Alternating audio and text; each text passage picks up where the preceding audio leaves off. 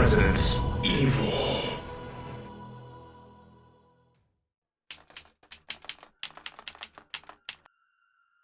Well, I just got back from the theater right now from watching Resident Evil Welcome to Raccoon City, and I have a lot of thoughts. So if you're new to the channel, I just want to level set with you first before going into what I liked and what my concerns were and what my overall rating is. Okay, so let's level set.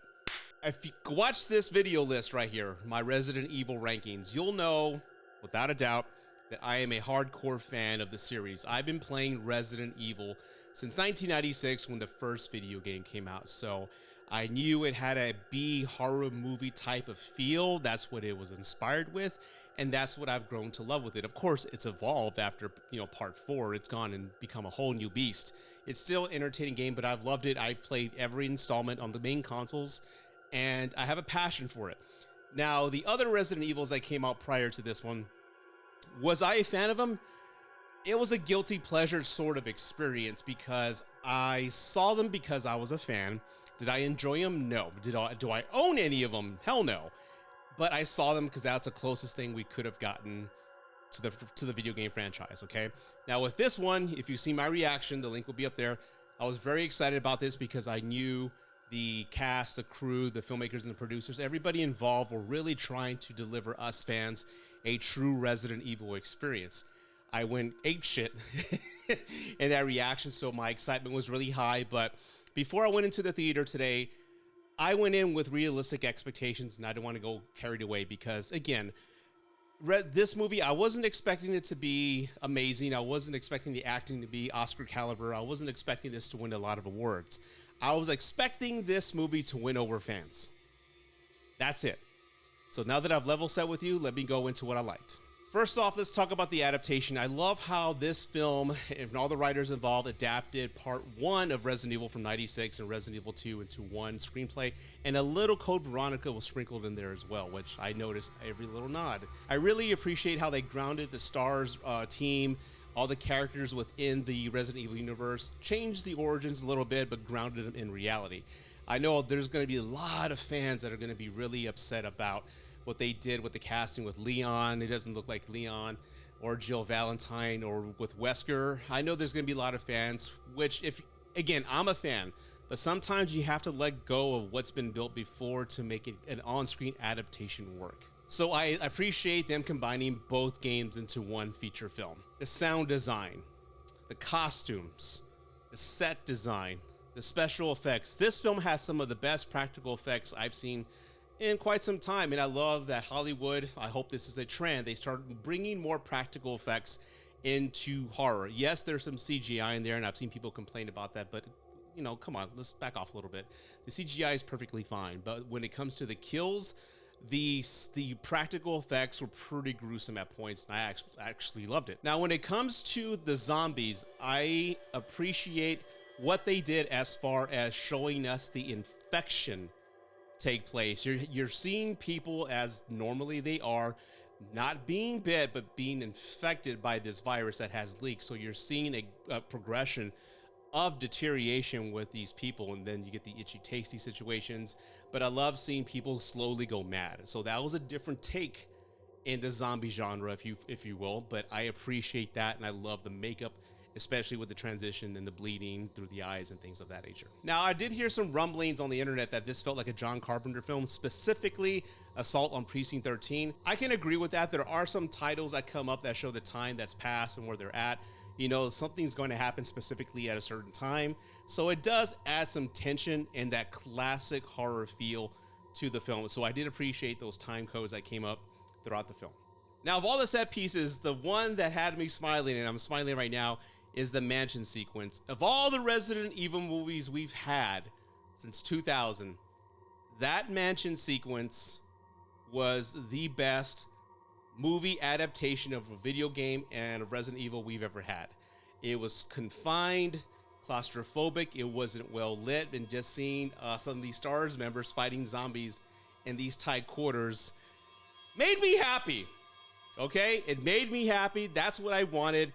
And it reminded me of playing Resident Evil 1. So for those out there who maybe are too young to have played Resident Evil 1996, that mansion sequence in the hallway by the stairs is how you felt playing that game. So bravo to the filmmakers. Now, what I didn't like about the film, there's not a lot, but I didn't really understand why they made Leon Kennedy an idiot.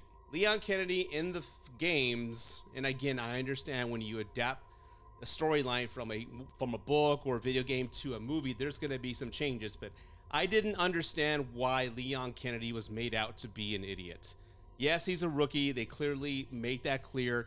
They also talked about, some of his past with some exposition, so he's kind of clumsy. But I don't know why they took that approach. Maybe to give Claire more of the lead and make her more of the heroic person, give her more of a screen presence. I don't know.